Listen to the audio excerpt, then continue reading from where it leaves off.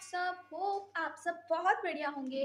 और आज की इस वीडियो के अंदर मैं जस्ट आपको अपने 10th क्लास की बुक्स दिखाने वाली हूँ और रिवील करने वाली हूँ। और सबसे बड़ी चीज़, I am also going to reveal my 9th class results. Although बहुत बढ़िया नहीं है, पर जितने मैंने एक्सपेक्ट किए थे उससे उतने ही हैं, मतलब उससे थोड़े से ऊपर हैं। ठीक है, तो कुछ खास पढ़ती हूँ नहीं मैं, तो प्लीज़ ठीक है। तो हाँ, और स्टे ट्यून्ड क्योंकि मैं लास्ट में जाकर अपने रिजल्ट्स रिवील करूँगी। और उससे पहले मैं आपको अपनी क्लास 10th की बुक्स दिखाऊंगी जो मैं कल लेकर आई थी। कल रात को लाई थी शाम को, तो मुझे तब टाइम नहीं मिला दिखाने का, तो आज दिखाएंगे। ठीक है, तो लेट्स गेट इनटू इट। तो सबसे पहले हम आपको दिखाएंगे अपनी इंग्लिश की बुक्स। तो इंग्लिश की है मेरी एक ये वाली है। ठीक है, तो हमारी इंग्लिश की 2 बुक्स है, ये वाली दोनों। और ये एक है फुटप्रिंट्स विदाउट फीट और एक है फर्स्ट फ्लाइट। तो ये दोनों बुक्स क्लास 10th इंग्लिश की। तो ये तो हो गया। अब मैंने जब ना इसके अंदर एक बार भी खोल के नहीं देखा है इसको, तो पहले बिल्कुल देखा ही नहीं है कि ये है क्या।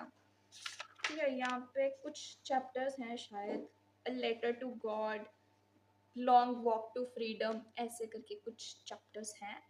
तो देखते हैं क्या है ये सप्लीमेंट्री है और ये टेक्स्ट बुक है शायद, है ना। ठीक है, और चलो उसके बाद हम जाएंगे अपनी हिंदी की तरफ। हिंदी में हमारे पास फिर से 2 बुक्स हैं, जो संचयन और स्पर्श। 9th में भी यही लगी थी दोनों, पर ये थोड़ी बड़ी है, वो साइज में थोड़ी छोटी थी। ठीक है, तो ये दोनों बुक्स हैं, ये है दोनों भाग 2 ही हैं। अच्छा, मतलब कोर्स बी। ठीक है, तो इसको भी थोड़ा सा देख लेते हैं। किधर है? अच्छा, 3 चैप्टर ही हैं बस। मिथिलेश्वर गुरदयाल सिंह की है पोएम्स, वट। हरिहर काका, सपनों के से दिन, टोपी शुक्ला। मैंने आपको 3 पढ़ दिए हैं, इससे ज़्यादा मेरे से नहीं पढ़े जाएंगे अभी। ठीक है, ये दोनों मैंने आपको बता दिए, अब इससे ज़्यादा मेरे से नहीं बताया जाएगा इसमें। तो हमारी ये भी हो गई। फिर उसके बाद हम आएंगे मैथ्स पे, जिन्होंने इस बार हमारा जीना मुश्किल करना है। ठीक है, क्योंकि ऑल्दो मुझे मैथ्स सही लगती है अभी के लिए, 9th तक तो मैथ्स मुझे अच्छी लगती है। डोंट नो अब 10th में क्या होने वाला है, क्योंकि सुना है 10th में कुछ ना कुछ तो होता ही है, क्योंकि इसके अंदर ट्रिग्नो आ जाती है। अब मुझे पता नहीं ट्रिग्नो ईजी होती है कि मुश्किल, क्योंकि मुझे इसके बारे में अभी घंटा कुछ नहीं पता। ठीक है, नेक्स्ट हम आ जाते हैं अपने एसएसटी के ऊपर, जिसके अंदर हमारे पास इकोनॉमिक्स की है, ज्योग्राफी की है, और ये है पॉलिटिक्स की है, और एक और हिस्ट्री की, ये हिस्ट्री की है। ठीक है, हमारे पास 4 बुक्स आती हैं एसएसटी की। ठीक है जी, ये हमारी 4 बुक्स आ गई एसएसटी की। और बस मैंने इसको अभी तक खोल के भी नहीं देखा है, इन चारों में से किसी को। मैंने बस मैथ्स की खोल के देखी थी थोड़ी सी, उसके बाद मैंने किसी को भी हाथ नहीं लगाया। तो मैं आपको बता देती हूँ कि कैसे कैसे चैप्टर्स हैं। Power sharing, federalism, gender, religion and caste, political parties, outcomes of democracy. देखने से तो ठीक ठाक ही लग रहे हैं, मतलब कुछ ज़्यादा मुश्किल नहीं है, पर लेट्स सी।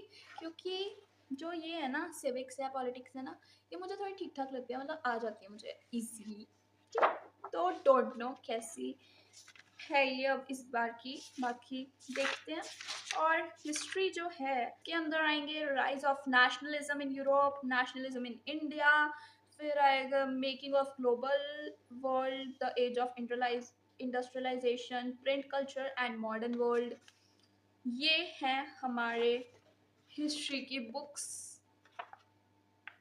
ठीक है, और आगे आगे हम आते हैं अपने इकोनॉमिक्स पे। इकोनॉमिक्स भी मुझे ठीक ठाक लगती है, कुछ ज़्यादा मुश्किल नहीं होती। सबसे ज़्यादा मुझे फर्स्ट नंबर पे एक तो ये हिस्ट्री और ज्योग्राफी, देन सिविक्स और फिर इकोनॉमिक्स, ऐसे हैं। ठीक है, मतलब ईजी मुझे इकोनॉमिक्स लगती है, वैसे समझ मुझे इसमें भी नहीं आती है, पर फिर भी सबसे इजी मुझे एसएसटी में ये लगता है। पहले तो इजी छोड़ा, एसएसटी है ही बकवास। तो सबसे पहले हम इसके अंदर development sectors of Indian economy, money and credit, globalisation and the Indian economy, consumer rights, ये हैं राइट्स के बारे में ही होती है वैसे इकोनॉमिक्स शायद, ठीक है।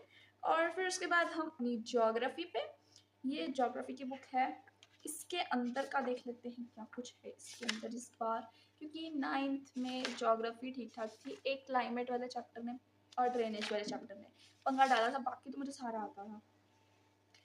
Resources and development, forest and wild life resources, मुझे ये वाला चैप्टर याद है, forest and wild life resources हमें ना 9th में कटवा दिया था, डोंट नो क्यों, ठीक है। तो इस बार तो पढ़ना ही पढ़ना है। Water resources, agriculture, minerals and energy resources, manufacturing industries, lifelines and national economy। मुझे घंटा कुछ नहीं समझ आया इसको पढ़ के, तो हम इसको साइड में रख देंगे। फिर आएंगे हम अपनी साइंस के ऊपर, और ये साइंस है, इसको कुछ भी कोई नहीं कह सकता है, ठीक है, क्योंकि इससे कुछ समझ ही नहीं सकता, बाकी पता नहीं। चलो अब करते हैं अपने साइंस को पढ़ते हैं, मैंने साइंस का भी पढ़ा था थोड़ा सा, बाकी मैं आपको पढ़ के बता देती हूँ।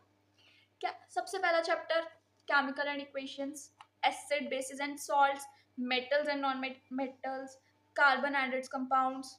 फिर आ गई bio, life processes, control and coordination, how do organism reproduce, heredity. फिर आ गई हमारी physics, light reflection and refraction, the human eye and the colourful world. फिर electricity, magnetic effects of electric current, और फिर आर एनवायरनमेंट, ठीक है। तो ये है हमारी साइंस, जिसका हम इंडेक्स याद कर लें वो बहुत बड़ी बात है, क्योंकि हमसे इसके अंदर वाली चीज़ें तो याद नहीं होने लगी है। नेक्स्ट हम आएंगे अपनी, पंजाब में रहते हैं तो पंजाबी तो पढ़नी पड़ेगी, तो हम पंजाबी की 2 बुक्स हमें, हम मेरे स्कूल में ये 2 बुक्स लगवाई जाती हैं, आपके स्कूल में पता नहीं कौन सी लगवाई गई होंगी।